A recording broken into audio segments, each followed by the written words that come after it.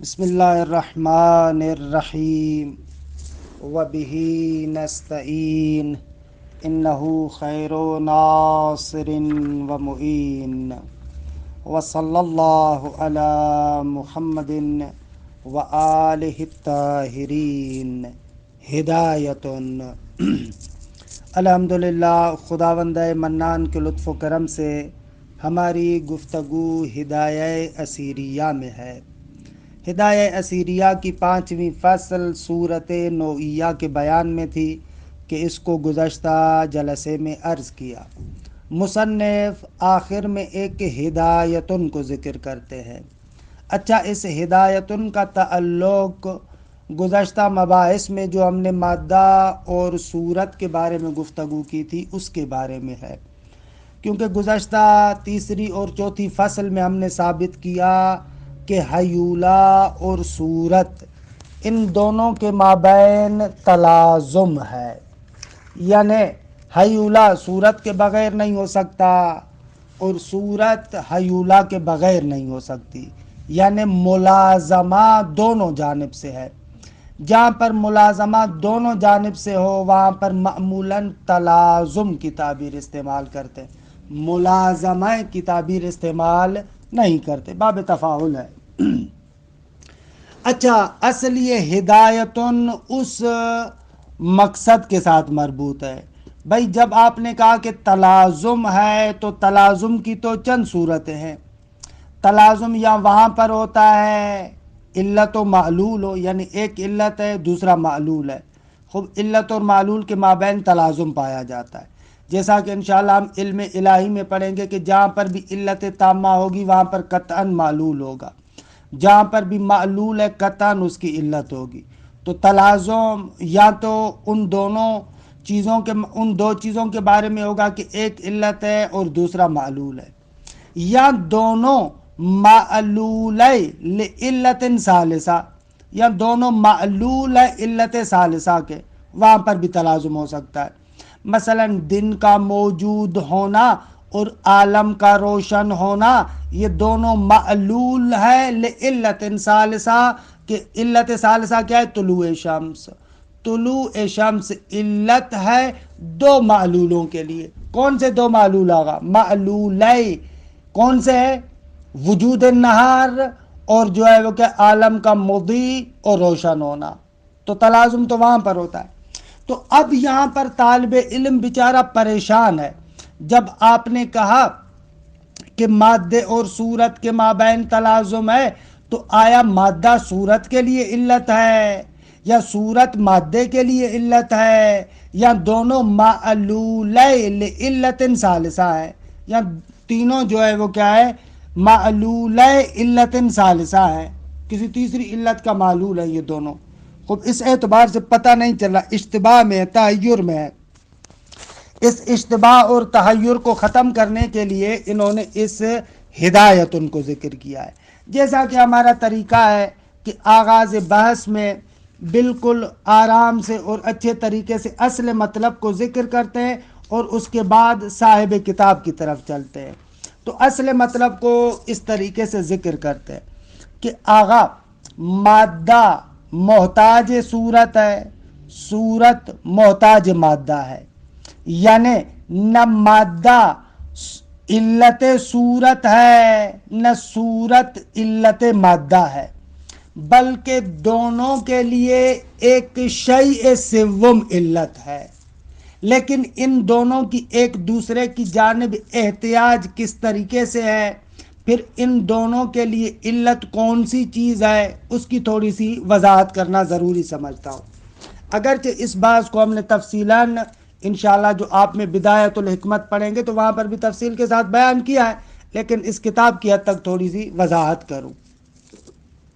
اولاً پہلا نقطہ یہ ہے کہ مادہ صورت کی جانب محتاج ہے، یعنی مادہ صورت کی جانب احتیاج رکھتا ہے۔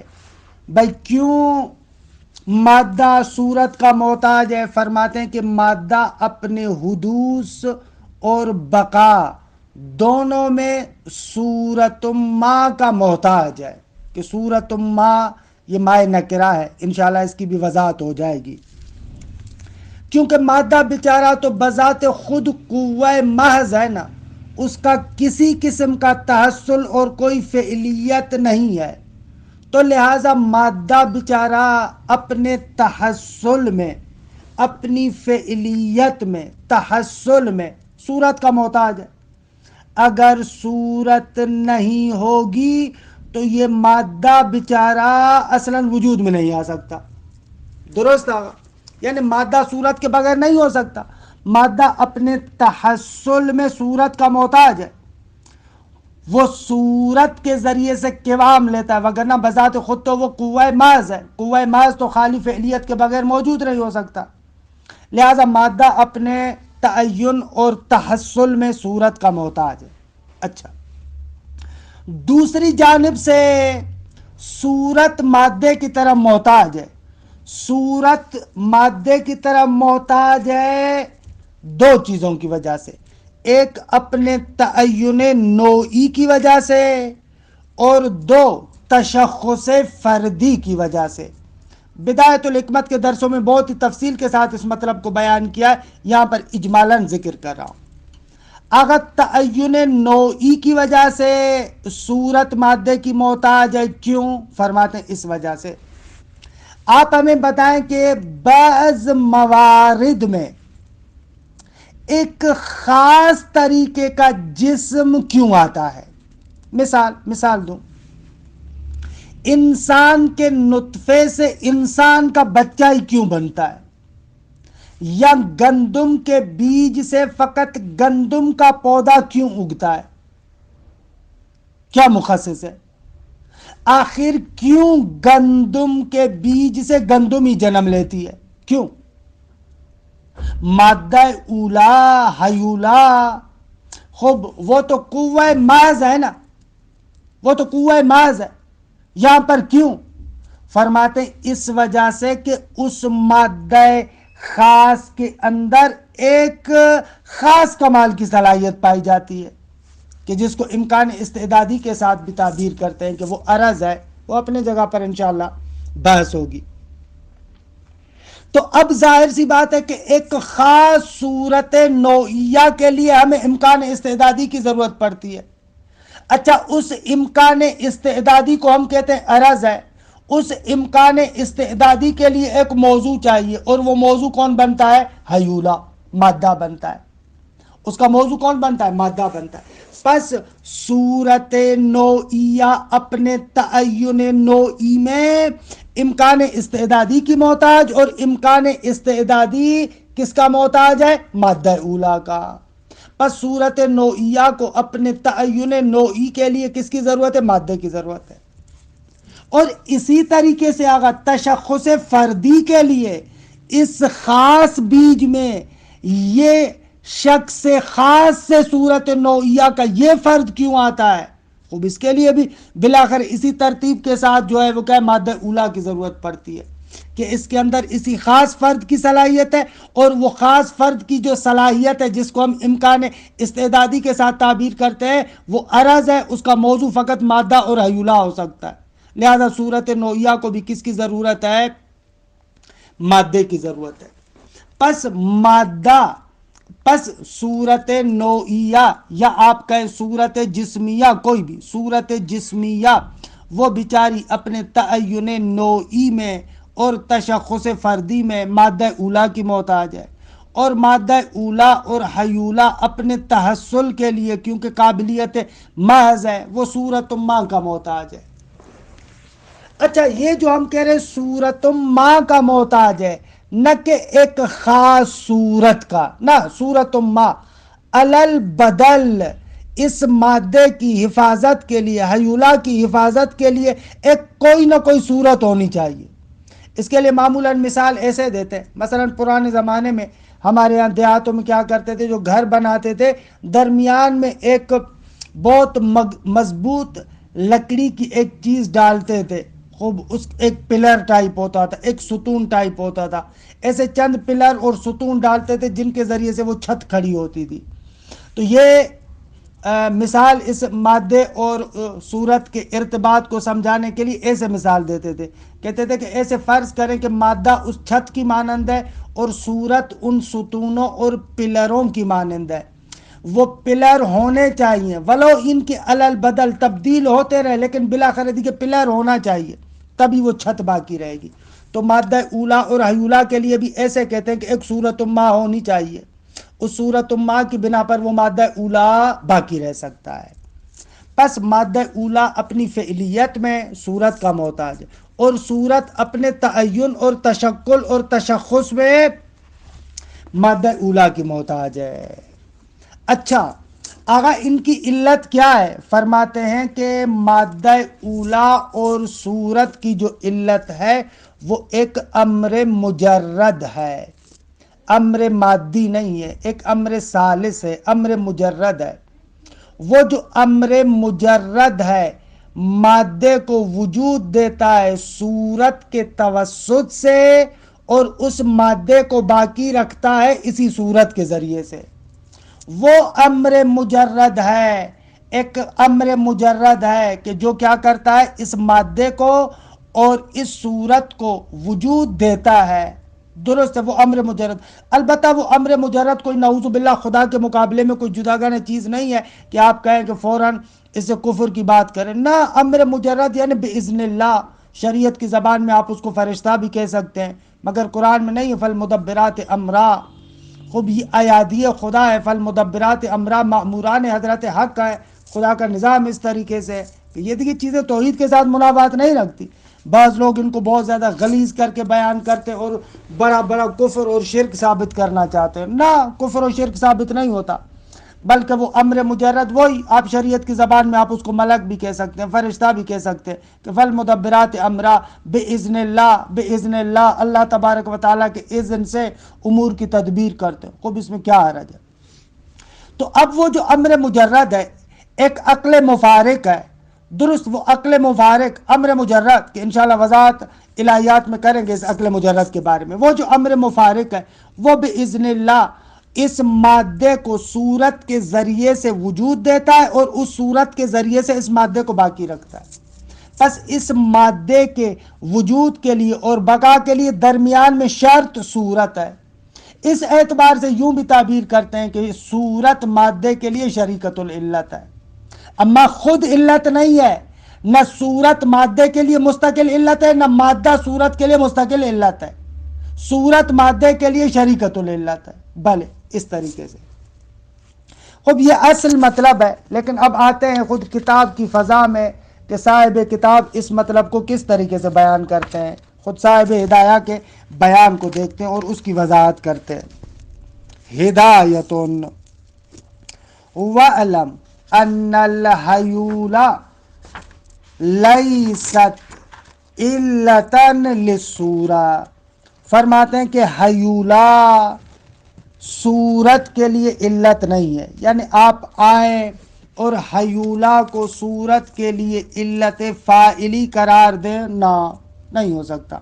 علت کے انشاءاللہ ہم اقسام بیان کریں گے بعد میں، علت کے کہ علت کے مشہور 4 قسمیں، یا علت فاعلی ہے، یا غائی ہے، یا مادی ہے، یا سوری ہے، کہ انشاءاللہ ان کو بعد میں ذکر کریں گے۔ یہاں پر علت سے مراد یعنی علت سوری۔ حیولہ علت فاعلی نہیں ہے صورت کے لیے، کیوں؟ اس لیے کہ لأنہا لا تکون موجودتا بالفعل قبل وجود الصورہ، اس لیے کہ حیولہ بیچارہ صورت سے پہلے تو موجود بالفعل نہیں ہے، وہ تو قوہ محض ہے، لما مر، کیونکہ پہلے ہم بیان کر چکے ہیں کہ حیولہ قوہ محض ہے، قابلیت محض ہے، صورت سے پہلے بالفعل اس کا وجود نہیں ہے۔ وَالْعِلَّةُ الْفَاعِلِيَّةُ لِلشَّيْءِ یجب ان تکون موجودتا قبلہ، یہ وَالْعِلَّةُ الْفَاعِلِيَّةُ تو بتا رہا ہے کہ وہ جو اوپر کا نا علت للصورہ، اس سے مراد علت فاعلی ہے۔ اور آگا قانون ہے کہ علت فاعلی اگر کوئی چیز کسی چیز کے لیے علت فاعلی ہے تو علت فاعلی کو اس شے سے پہلے موجود ہونا چاہیے۔ البتہ انشاءاللہ علت اور معلول کے باعث میں ذکر کریں گے کہ اس تقدم سے کیا مراد ہے۔ ضروری نہیں ہے کہ آپ کے علت تامہ کا، علت فاعلی کا اپنے معلول پر تقدم زمانی ہو نہ، تقدم کے انشاءاللہ ہم اقسام بیان کریں گے۔ ایک لحاظ سے آپ اس کو تقدم رتبی کہہ سکتے، ایک لحاظ سے آپ اس کو تقدم علی کہہ سکتے ہیں، کہ انشاءاللہ اس کی وضاحت بعد میں عرض کریں گے الہیات کے باعث میں۔ بس یہ تو شک نہیں ہے کہ تقدم ہونا چاہیے۔ وَالْعِلَّةُ الْفَاعِلِيَّةُ لِلشَّيْءِ يَجِبُ أَن تَكُونَ مَوْجُودَةً قَبْلَهُ، ایک شے کی علت فاعلی کو اس شے سے پہلے موجود ہونا چاہیے، اور حیولہ صورت سے پہلے موجود نہیں ہو سکتا۔ اچھا، وَصُورَةُ أَيْضًا لَيْسَتْ عِلَّةً لِلْحَیولہ، اگر صورت بھی مستقل علت فاعلی و حیولہ کے لیے کہتے ہیں یہ بھی نہیں ہے، اس طریقے سے بھی نہیں ہے۔ کیوں؟ اس لیے کہ لِأَنَّ الصُّورَةَ إِنَّمَا يَجِبُ وُجُودُهَا مَعَ الشَّکْلِ او بالشکل، فرماتے اس لیے کہ صورت کا وجود انما یجب وجود، ضروری ہے کہ اس کا وجود یا شکل کے ساتھ ہو، یعنی صورت اور شکل دونوں مساوک ہوں، یا اگر مساوک قرار نہیں دے رہے تو صورت کا وجود شکل کی وجہ سے ہو۔ اچھا، وَالشَّکْلُ لَا یوجد قبل الحیولہ، اور حالانکہ شکل حیولہ سے پہلے موجود نہیں ہو سکتی۔ پس فلو کانت الصورت علتا لوجود الحیولہ لکانت متقدمتا علی الحیولہ، اگر صورت وجود حیولہ کے لیے علت ہوتی تو صورت کو متقدم ہونا چاہیے تھا حیولہ پر، حالانکہ صورت اپنے تشکل میں، صورت اپنے تعین نوعی میں جو میں نے خارج میں ذکر کیا، یا تشخص فردی میں، یا صاحب ہدایہ کی تعبیر کے مطابق اپنے تشکل میں محتاج ہے حیولہ کی، پس صورت حیولہ سے مقدم نہیں ہو سکتی۔ ھذا خلفون، خوب یہ کیا ہے؟ خلف ہے۔ فلو کانت الصورت علتا لوجود الحیولہ لکانت متقدمتا علی الحیولہ، حالانکہ صورت شکل پر موقوف ہے یا عیناً شکل کے مساوک ہے، اور شکل حیولہ کے ذریعے سے آ سکتی ہے، شکل حیولہ کے ذریعے سے آ سکتی ہے، پس ایک طریقے سے حیولہ کو صورت سے پہلے ہونا چاہیے۔ خوب، اس اعتبار سے نہیں ہو سکتا کہ صورت حیولہ سے پہلے ہو، یعنی آپ دیکھ رہے ہیں کہ یعنی حیولہ صورت کی طرف محتاج ہے، صورت حیولہ کی طرف محتاج ہے۔ اچھا، ممکن ہے آپ کے ذہن میں آ جائے یہ تو دور ہو گیا، الف با پر موقوف، با الف پر موقوف، یہ تو آپ دور کی بات کر رہے ہیں۔ ہم کہیں گے کہ نہ، یہاں پر دور باطل نہیں ہے۔ کیوں؟ اس لیے کہ وجہ احتیاج فرق کرتی ہے۔ حیولہ اپنے تشخص میں یعنی اپنی فعلیت میں صورت کا محتاج ہے، لیکن صورت اپنے تعین نوعی اور فردی میں، یا آپ کہیں اپنے تشکل میں حیولہ کی محتاج ہے۔ پس وجہ حاجت جدا ہے، وجہ حاجت ایک ہی نہیں ہے۔ دور وہاں پر آتا ہے جہاں پر وجہ حاجت ایک ہو، یہاں پر حیولہ صورت کا محتاج ہے، صورت حیولہ کا محتاج ہے، لیکن دونوں میں وجہ حاجت ایک دوسرے سے جدا جدا ہے۔ فَإِذًا وُجُودُ كُلٍّ مِّنْهُمَا عَنْ سَبَبٍ مُنْفَصِلٍ، کہ جس کو ہم نے کہا کہ عقل مفارق، بس دونوں میں سے ہر ایک کا وجود ایک سبب منفصل اور جداگانہ کی وجہ سے، یعنی امر مجرد کی وجہ سے۔ البتہ وَلَيْسَتِ الْحَیولہ، جو مطلب میں نے عرض کیا، غنیۃً عن الصورت من کل الوجوہ، لیکن ان باتوں کا مقصد کبھی بھی یہ نہیں ہے کہ حیولہ صورت سے ہر طریقے سے بے نیاز ہے، نہ، لما بینا، کیونکہ ہم نے پہلے ذکر کیا کہ انہا لا تقوم بالفعل بدون الصورہ، حیولہ کی فعلیت صورت کے ذریعے سے تأمین ہوتی ہے، اگر صورت ہوگی تو حیولہ کی فعلیت ہوگی، وگرنہ نہیں ہوگی، پس حیولہ صورت کی طرف فعلیت میں محتاج ہے۔ وَلَيْسَتِ الصُّورَةُ أَيْضًا غَنِيَّةً عَنِ الْحَیولہ مِن کُلِّ الْوُجُوہ، اور ایسے بھی نہیں ہے کہ صورت حیولہ سے ہر جہت سے بالکل بے پرواہ ہو، نہ، لما بینا، کیونکہ ابھی ہم نے ذکر کیا کہ انہا لا توجد بدون الشکل، صورت شکل کے بغیر نہیں ہو سکتی، کہ المفتقر الی الحیولہ، اور شکل کے لیے حیولہ چاہیے، گزشتہ مباحث میں بھی عرض کر چکے۔ پس فالحیولہ، تفتقر الی الصورت فی بقائها والصورت مفتقرۃ الی الحیولا فی تشکلها. حیولہ اپنی بقا میں صورت کی جانب محتاج ہے. حالانکہ مجھے یہ سمجھ میں نہیں آتا کہ صاحب ہدایہ کیوں تخصیص لگا رہے ہیں حیولہ کو اپنی بقا کے لحاظ سے کہ بقا میں فقط صورت کا محتاج ہے. نہ حدوثاً و بقاءً دونوں صورتوں میں حیولہ صورت کا محتاج ہے، مگر یہ کہ یہ اشارہ کر رہے ہیں حکماء کی اس نظر کی طرف کہ مادہ اولا حادث زمانی نہیں، حدوث نہیں رکھتا، اس اعتبار سے انہوں نے فقط بقا کی تعبیر کی ہے. وَالصُّورَةُ مُفْتَقِرَةٌ إِلَى الْحَیُولَى فِی تَشَکُّلِهَا، اور صورت حیولہ کی طرف محتاج ہے اپنے تشکل میں. خلاصہ کلام آغا حیولہ اور صورت ایک دوسرے کے محتاج ہیں، لیکن علی وجہ غیر دائر، دوری نہیں ہے. یا اگر آپ اس کو دور بھی کہنا چاہتے ہیں تو ملا صدرہ رحمۃ اللہ علیہ کی تعبیر کے مطابق یہ دور معی ہے، اور یہ دور معی محال نہیں ہے. خوب، اس طریقے سے یہ ہدایت تمام ہو جاتی ہے. پھر فصل فی المکان، کہ انشاءاللہ اس کو جلسہ آئندہ میں ذکر کریں گے.